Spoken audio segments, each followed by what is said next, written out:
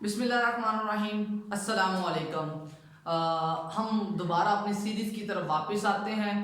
हमारा आज का आर्टिकल जो है वो है एनर्जी स्टोर्ड इन कैपेसिटर। आप पिछले 2-3 दिनों से कैपेसिटर के बारे में पढ़ रहे हैं और ये most probably second last lecture है कैपेसिटर का। स्टूडेंट, इसमें हमने करना क्या है जी, आप जब भी किसी डिवाइस के बारे में पढ़ते हैं तो उसके पास कुछ ना कुछ अपनी स्टोरेज कैपेसिटी होती है।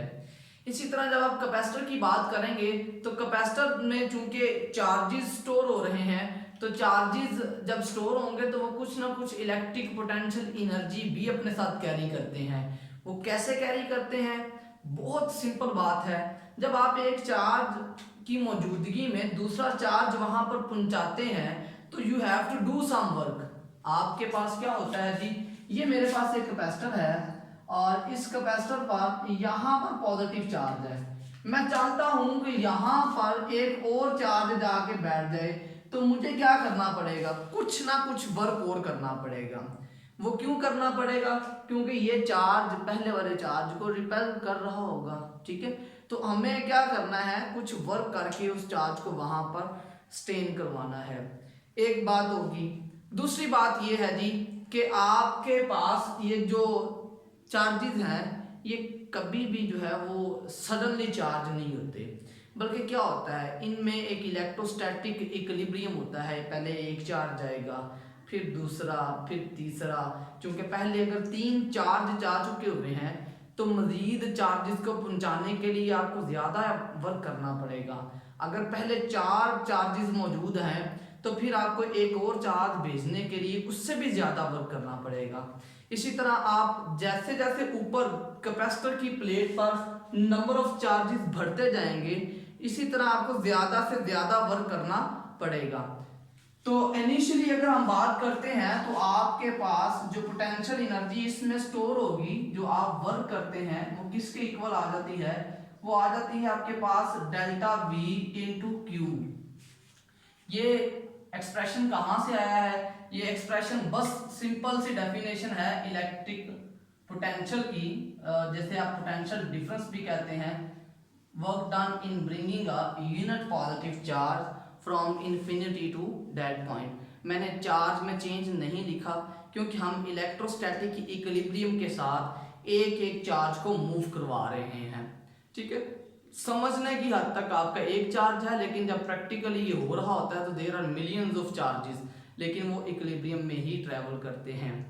अच्छा जी, जब आप स्टार्ट करते हैं तो इनिशियली एक चार्ज भी नहीं होगा तो आपके पास इनिशियल पोटेंशियल जो होगा वो जीरो होगा। लेकिन जब आप इस बैटरी को या इस कैपेसिटर को फुली चार्ज कर चुके हुए हैं तो आपके इस कैपेसिटर के ऊपर चार्ज की एक उसकी पोटेंशियल की एक मैक्सिमम वैल्यू जनरेट हो चुकी हुई है। अगेन बात जहन में बिठा लें, हम इलेक्ट्रोस्टैटिक इक्विलिब्रियम की बात कर रहे हैं तो आपके पास क्या होगा? इनिशियल और फाइनल पोटेंशियल आएंगे और फाइनल को हम कहते हैं जी वी एफ।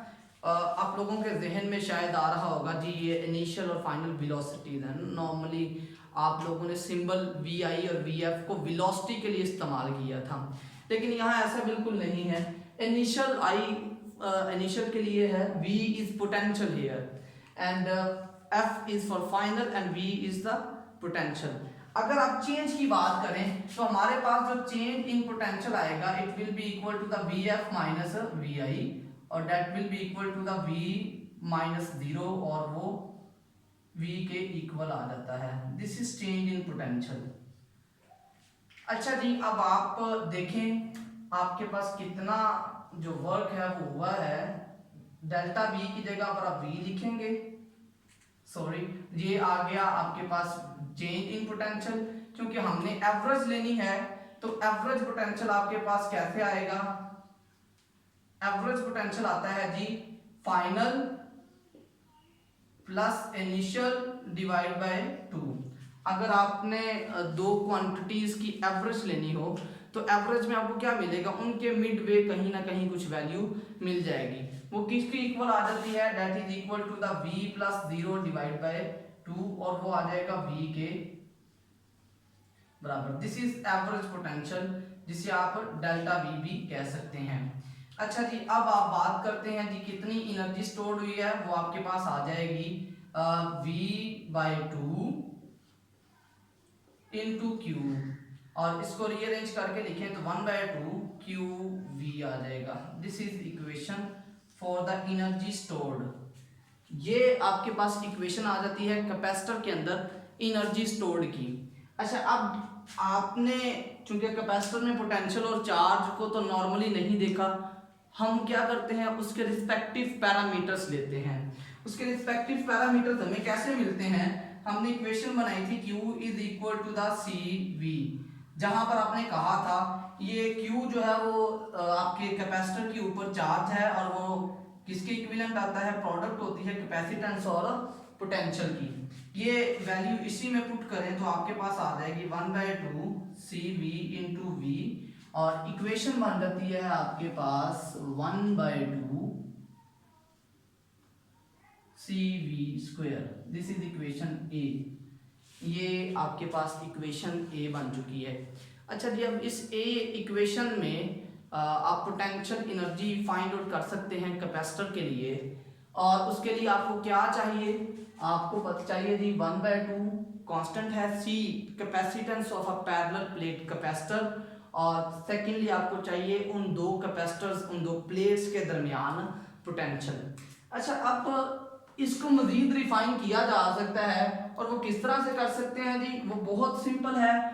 हमें पता है कि C for a parallel plate capacitor वो आ जाता है A epsilon naught epsilon R over D, और इसी तरह V की अगर हम बात करते हैं तो वो आ जाता है E इंटू D। ये कहाँ से लिया है, ये फॉर्मूला मेरे पास आया पोटेंशियल ग्रेडियंट से, वो था ग्रेडियंट ऑफ पोटेंशियल, वो इलेक्ट्रिक इंटेंसिटी के इक्वल होता है। अगर आप ये वाली दो वैल्यूज अब आप इक्वेशन में यूज करते हैं using C and V in equation number A, तो आपके पास क्या रिजल्ट आएगा, उस रिजल्ट को हम देखते हैं जी, और वो रिजल्ट आता है delta U is equal to the 1/2 C is equal to the A epsilon R naught epsilon R over D into ED का स्क्वायर। इसको सॉल्व करें, सॉल्व करने पर आपको मिलेगा A epsilon naught epsilon R over D into E² D²। यहाँ से D की एक पावर कैंसिल आउट होगी, बचेगा आपके पास 1/2 A epsilon naught epsilon R into E² into D। अच्छा जी, ये एक फाइनल एक्सप्रेशन आया है जिससे आप क्या कर सकते हैं, कैपेसिटर के अंदर जो एनर्जी स्टोर होगी वो मेजर कर सकते हैं। किस पे डिपेंड करती है, डिपेंड करती है आपके पास एरिया पर। जितना एरिया ऑफ द प्लेट्स ज़्यादा होगा उतनी ही एनर्जी स्टोर्ड इन कैपेसिटर ज़्यादा होगी। अच्छा, यहाँ पर आपके जहन में एक कॉन्सेप्ट आ रहा होगा जी, डी भी तो बढ़ा रहे हैं ना, डिस्टेंस बिटवीन द प्लेट्स। तो स्टूडेंट्स, यहाँ पर डिस्टेंस बढ़ाने से एनर्जी तो बढ़ती है, लेकिन एक और चीज़ याद रखें, जब आप डिस्टेंस बढ़ाते हैं तो ये वाले पैरामीटर्स भी इंक्रीज करते हैं, जो कि आपको रिलेटिव परमिटिविटी, जिसे आपने लास्ट लेक्चर में परमिटिविटी फॉर द मीडियम कहा था, जिसे इंसर्ट करने से कैपेसिटेंस बढ़ रही थी। तो ये ध्यान में रखें कि आप जब E को बढ़ाएंगे तो आपके पास D को बढ़ाने से ये एप्सिलॉन R की वैल्यूज में भी कुछ ना कुछ इंक्रीमेंट जरूर हो रहा होगा। तो आपके पास क्या आ जाता है 1/2 epsilon naught epsilon R E², और यहाँ पर A इंटू D को सेपरेट कर देते हैं। होता क्या है जी, ये आपके पास एक कैपेसिटर की प्लेट है, this one is the second plate of the capacitor, ये इनके दरमियान डिस्टेंस है, और यहाँ पर this one the area of the plate. अच्छा, आपके पास एरिया ऑफ द प्लेट है और वो कितना डिस्टेंस है, 2 डायमेंशन इस एरिया की है और तीसरा उनके दरमियान डिस्टेंस है। हमें क्या बताएगा, टोटल वॉल्यूम, ये जो वॉल्यूम आपके कैपेसिटर में ऑक्यूपाई किया हुआ है ना, उसके बारे में इंफॉर्मेशन देगा। तो आप क्या लिख सकते हैं 1/2 epsilon naught epsilon R E² into V। अच्छा जी, ये आपके पास क्या आ जाती है, एनर्जी स्टोर्ड इन कैपेसिटर। इसके बाद एक कॉन्सेप्ट आता है एनर्जी डेंसिटी का।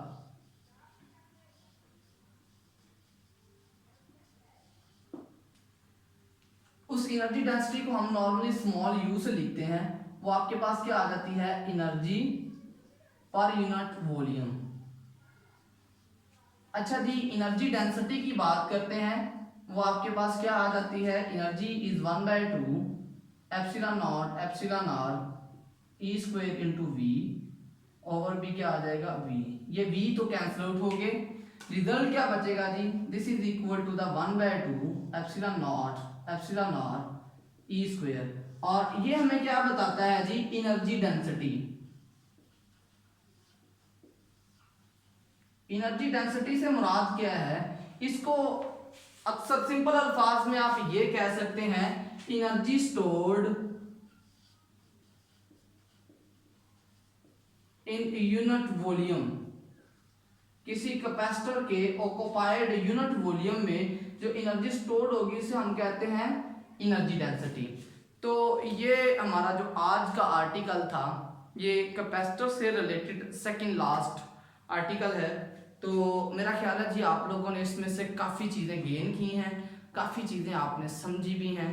और अगर कोई भी प्रॉब्लम हो तो आप लोग मुझसे पूछ सकते हैं। I will be available for your questions.